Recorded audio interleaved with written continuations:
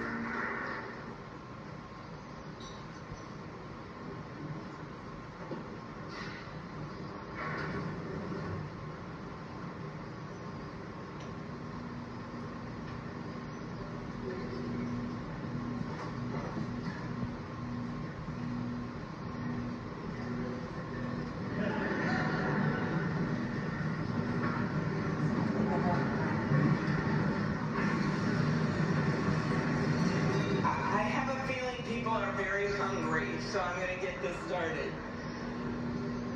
Mr. President and Madam First Lady, Mr. Vice President and Madam Second Lady, my colleague Senator Fisher, distinguished guests including the Speaker, Leader Jeffries, and Senate Leaders Thune and Schumer. On behalf of the United States Congress, welcome to the 60th inaugural lunch. Big surprise, we are featuring Nebraska beef and Minnesota apples for dessert. We are here in Statuary Hall, where these luncheons have taken place since President Reagan's first inauguration in 1981, and where the House of Representatives once met over 150 years ago. That would be before you were born, Mr. Speaker. In 1864, after the new House wing of the Capitol was built, and in the midst of the Civil War, Congress dedicated this chamber to host statues chosen by every state. Walking into the hall, we all passed under the arch, holding the marble Car of History clock. The statue shows Cleo, the Greek muse of history, holding a book to record events as they happen. And as you can see, she's heard a lot of stuff. And as she rides her chariot forward into the future, she looks behind her to remember the past. She remains here as she has for hundreds of years, a reminder that history will remember the events of the present, and it is on us to write that history right now. Speaking of art, the painting right here before you, I chose this painting for this lunch this summer, and it's titled American Horizon.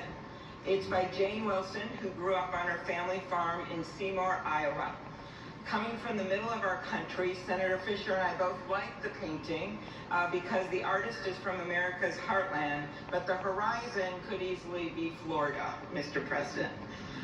I will also note that this is the first time in history we are featuring the work of a woman artist at this lunch, and we thank the Art Institute of Chicago for their assistance.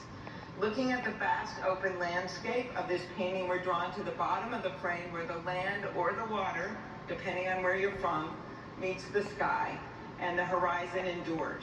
The enduring horizon is especially meaningful for us today as we mark our enduring democracy as we approach its 250th anniversary. It's a reminder that what's over the horizon is our next chapter. And it is my prayer that the people in this room can write that chapter together. I'd now like to ask U.S. Senate Chaplain Dr. Barry Black, and we thank God he is back with us and